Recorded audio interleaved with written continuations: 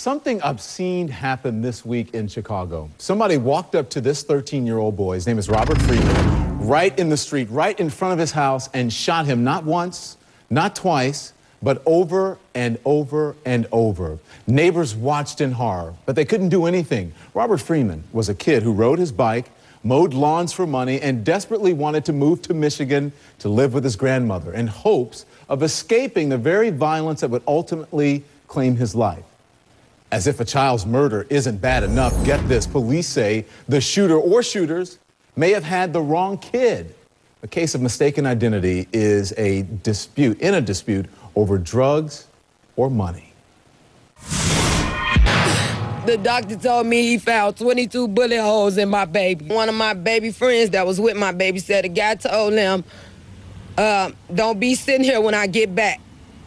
So he went through the game, he went back, and he came back with something wrapped around his face, a black T-shirt wrapped around his face. And that's when he got the shooting. It should have been a person they came for instead of my nephew. He didn't deserve to that. It wasn't his time. He was only 13. And when last we checked, the killer or killers were still on the loose. Now, you already know that Chicago's kids have been in danger for years from this epidemic. That's all we can call it, an epidemic of violence. Take a look at this list of killings. In 2008, 75 victims were under 18. Last year, nearly 50 kids had their lives cut short. And so far this year, the number was at 28 until Robert Freeman became the 29th victim. Or rather, while the raw data shows a drop in numbers, it's not exactly progress. The Chicago Tribune reports this was the fourth shooting of a teenager in the area in only a week. What in the world is going on? Let's talk now with CNN's analyst Roland Martin. He's joining us now from San Diego, California. And Annette Holt, who lost her son to gun violence, is now the president of a group called Purpose Over Pain. Roland, I'm going to start with you. What is going on in the city that you call home, Sure. that I once called home?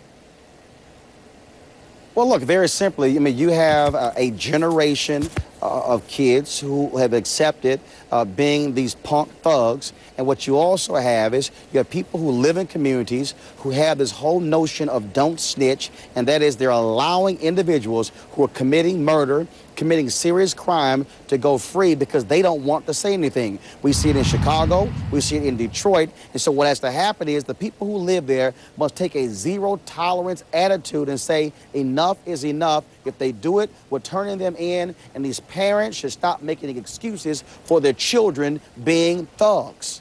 Roland, we're going to talk a little bit more about that. I want to bring Annette in here. Annette, your 16-year-old son, his name is Blair. He was killed on May 10th, 2007. We've done stories on you. I did a story on you last year. Blair was riding a crowded public school bus when a teenage gang member stepped onto the bus and shot him with a .40 caliber semi-automatic handgun. That was 3 years ago. Your husband was a Chicago police officer and was now recently appointed by the mayor to a program that's supposed to stop this violence. Are police doing enough, Annette? You know what? I think police are doing all that they can do in light of what's going on here in the city. They're really outgunned. They're outmanned here on the streets. It's hard for the police to do something that people in the community won't step up and do themselves. I mean, we will be quick to turn in a police officer if we see them abusing a citizen, but we won't turn in a criminal who's doing the same thing in our community. So, you know, at some point, the black community has to stand up. We have to take a voice in this and stop it, because we know who these criminals are. We know who these gangbangers and thugs are. And, I mean, a child shot 22 times, nobody deserves to die anyway or be shot. You know, but to shoot someone 22 times, that's an animal. Hey, listen, Roland, I'm going to let you get in here because I want to tell you, I spoke to a source with the Chicago police tonight, and here's what this source tells me. The source says that, he says the biggest problem besides socioeconomics and the lack of jobs, people in neighborhoods not telling who's responsible for the shooting and the killing. Roland, you just talked about that a while ago. Do you agree with that, Annette? Yeah, right. People in the community are not telling what they see, and they know who are killing these. They know who's killing the innocent victims. They know definitely who it is.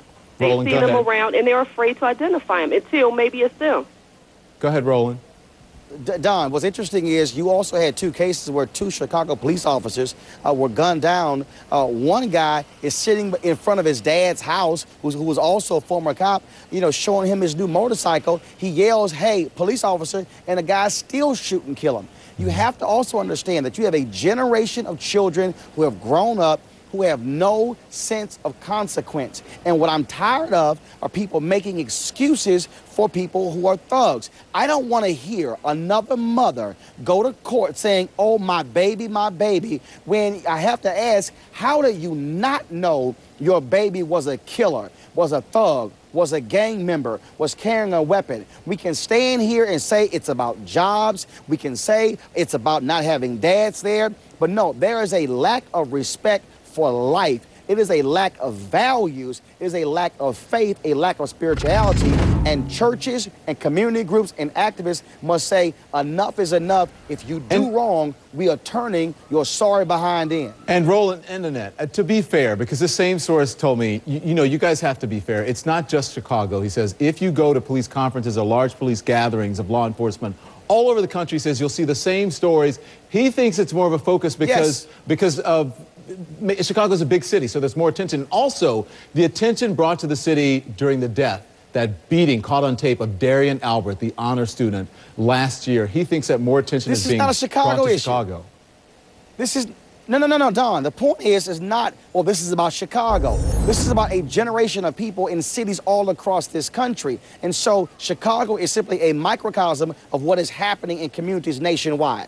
That's the real focus, what is happening with these children. But we have parents, single mothers, we have fathers who are not there, grandparents, aunts and uncles who are making excuses for their children in the first and second and third grade, but then they wonder why all of a sudden when they're in high school, they turn out to be these crazy thugs because they're dropping out, they're not staying in school, they're not being disciplined. That's what it boils down to, values at home. Annette, I'm going to give you the last word here. As someone who has lost a child to this violence, what's the advice that you have to anyone who is watching or in the sound of your voice? Well, I have a couple points I would like to make, and one of them is these parents out here do know their children are in gangs. They do know their children have guns. They do know that their children are thugs. They need to turn them in, and we need to hold the parents accountable for them when we know that they know their children are out here doing those things. And, you know, parents just need to step up and stop having excuses for everything in life going wrong, because it's a lot of us that didn't grow up that way. We didn't have parents involved in our lives the way that most people do, but it's still not an excuse for your child to be a murderer and for you to harbor one because you're a murderer, too. All right. Thank you, Annette. Thank you, Roland Martin. We appreciate the conversation. Also coming up tonight. Some guy came out of yard, shot about 15, 20 times. He gone. God took him. I think God knew it was best for him. He gone. This is outrageous. We're going to continue on with this story because how can any parent, how can anyone really not be outraged when you think of a child being killed, being murdered in cold blood? We'll continue what we really started. This should be a national conversation here with Victor Woods. He's a community activist. We'll continue right here when we come back.